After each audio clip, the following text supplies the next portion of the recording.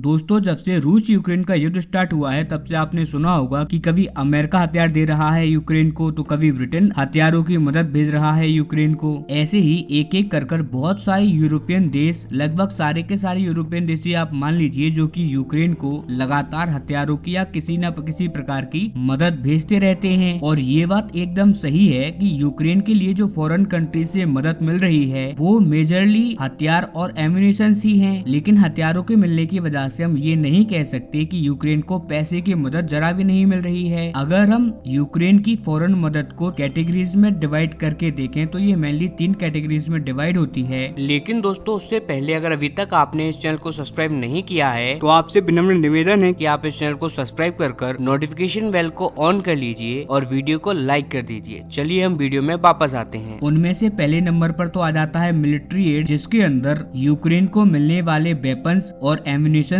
आ जाते हैं। और इसके बाद उनको जो दूसरी प्रकार की मदद मिलती है वो है ह्यूमैनिटेरियन एड। अब आप जानते होंगे कि इस युद्ध के दौरान कई सारे लोगों के घर खत्म हो चुके हैं, उनके घर टूट चुके हैं और कई सारे लोग गंभीर रूप से घायल हैं। अब बहुत सारी ऐसी कंट्रीज हैं जो कि यूक्रेन के लोगों को मेडिकल फैसिलिटी प्रोवाइड करवा रही हैं, फूड फैसिलिटी प्रोवाइड करवा रही हैं और जो उनके रहने की व्यवस्था के लिए टेंट की आवश्यकता है वो टेंट पहुंचा रही हैं। इन्हीं देशों की लिस्ट में भारत भी शामिल है। आप जानते ही होंगे कि भारत एक न्यूट्रल कंट्री है, ना तो वो पूरी तरीके से रसिया की तरफ है और ना ही पूरी तरीके से वो यूक्रेन की तरफ है। और इसी वजह से भारत यूक्रेन को मात्र ह्यूमैनिटेरियन एड भेज रहे हैं। अब एक प्रकार की एड या फिर एक प्रकार की मदद और बच जाती और वो मदद है फाइनेंशियल। और इस कैटेगरी में दुनिया के काफी सारे देश आते हैं जो कि यूक्रेन को ना जाने कितने बिलियंस ऑफ डॉलर की मदद पहुंचा रहे हैं लगातार। और ये पैसा जा रहा है सीधे तौर पर यूक्रेन सरकार के अकाउंट में। और इसका हवाला ये दिया जा रहा है कि जैसे जैसे रसिया के साथ युद्ध चलता जा रहा है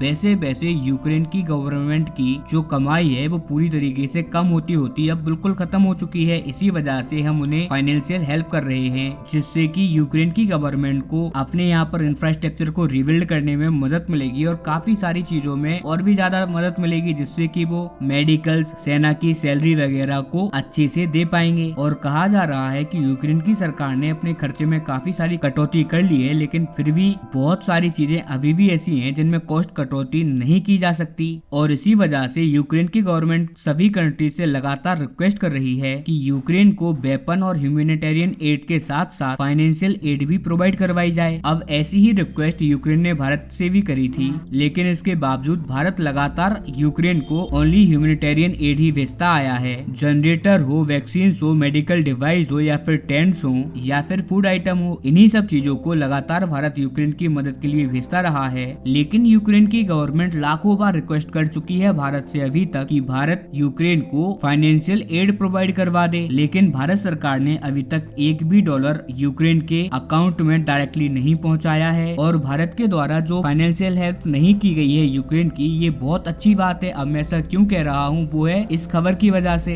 दरअसल हाल ही में फ्रांस के द्वारा यूक्रेन पर एक आरोप लगाया गया है, जिसमें बताया है कि यूक्रेन जो भी फंड्स ले रहा है दूसरी कंट्रीज से, उस फंड में बहुत ज्यादा करप्शन किया जा रहा है यूक्रेन की सरकार के द्वारा। फॉर योर रेफरेंस मैं आपके लिए स्क्रीन पर एक आर्टिकल लगा रहा हूँ। फ्रेंच पुलिस के द्वारा जो इन्वेस्टिगेशन करी गई थी उसमें पता चला है कि यूक्रेन का जो डिफेंस डिपार्टमेंट है उसके ऑफिशियल्स ने ही 40 मिलियन डॉलर की करप्शन करके इतना सारा पैसा फ्रांस के अंदर ही इन्वेस्ट किया है। अगर हम फ्रेंच पुलिस की पूरी बात माने तो हो सकता है कि ये जो पूरा आंकड़ा है वो 44 से 46 मिलियन डॉलर के आसपास भी पहुंच जाए। यूक्रेन के एक डिफेंस ऑफिशियल ने फ्रांस में करीबन 2.5 मिलियन डॉलर का लग्जूरियस विला परचेज किया है। इनफैक्ट 6.5 मिलियन डॉलर का एक यार्ड भी परचेज किया है। आपको एक बात तो पता ही होगा कि फ्रांस के अंदर दुनिया के सबसे बड़े वाइन यार्ड पाए जाते हैं और उन जगहों पर जो वाइन बनाई जाती है उसके लिए ग्रेप्स यानी कि अंगूर की प्लांटेशन की जाती है। इसके अलावा फ्रेंच पुलिस ने बताया है कि यूक्रेन के डिफेंस मिनिस्टर के ऑफिशियल ने फ्रांस के अंदर 27 अलग अलग प्लॉट्स परचेज किए हैं, जिसकी टोटल वैल्यू 10 मिलियन डॉलर के आसपास आंकी जा सकती है। और इन सब चीजों की जो हम कीमत अप्रोक्स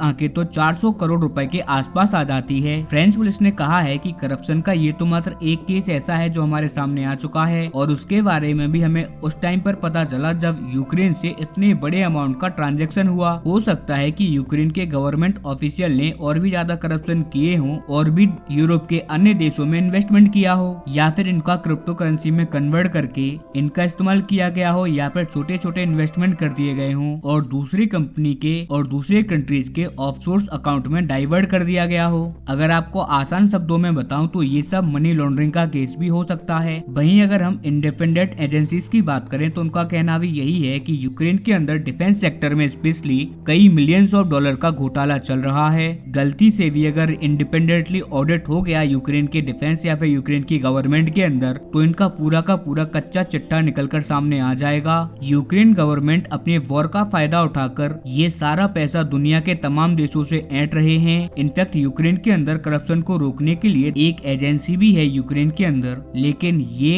एजेंसी भी प्रेसिडेंट के डायरेक्ट कंट्रोल में है। इसीलिए माना जा रहा है कि कोई भी ऐसे लोग पकड़े नहीं जा रहे हैं जो कि युद्ध के दौरान करप्शन कर रहे हैं। आप खुद ही सोचिए कि एक तरफ यूक्रेन दुनिया से पैसा मांग रहा है, एक तरफ वहाँ के जो सैनिक हैं वो मारे जा रहे हैं, वहीं दूसरी तरफ यूक्रेन की सरकार जो इस टाइम पर सत्ता में है वो लगातार पैसों का घोटाला कर रही है, वो भी ऐसी क्रिटिकल कंडीशन में। और जेलेंस्की की सत्ता ही इतना बड़ा करप्शन कर रही है और कौन जानता है कि जेलेंस्की कितना ज्यादा सही है। हो सकता है कि जेलेंस्की भी इस टाइम पर करप्शन कर रहा हो, क्योंकि आपको याद होगा जेलेंस्की खुद सत्ता से नहीं हटना चाहता है और इसके लिए मैंने ऑलरेडी आपको एक वीडियो बनाकर बताया था। जेलेंस्की का कार्यकाल ऑलरेडी खत्म हो गया है लेकिन वो युद्ध नहीं करवा रहा है, लेकिन वो दोबारा से इलेक्शंस नहीं करवा रहा है युद्ध का हवाला देते हुए। अब देखने वाली बात ये होगी कि इस रिपोर्ट के आने के बाद वर्ल्ड मीडिया और जितने भी यूरोप के देश हैं उनका क्या रिएक्शन रहने वाला है। क्या वो अभी भी यूक्रेन को लगातार फंड प्रोवाइड करवाएंगे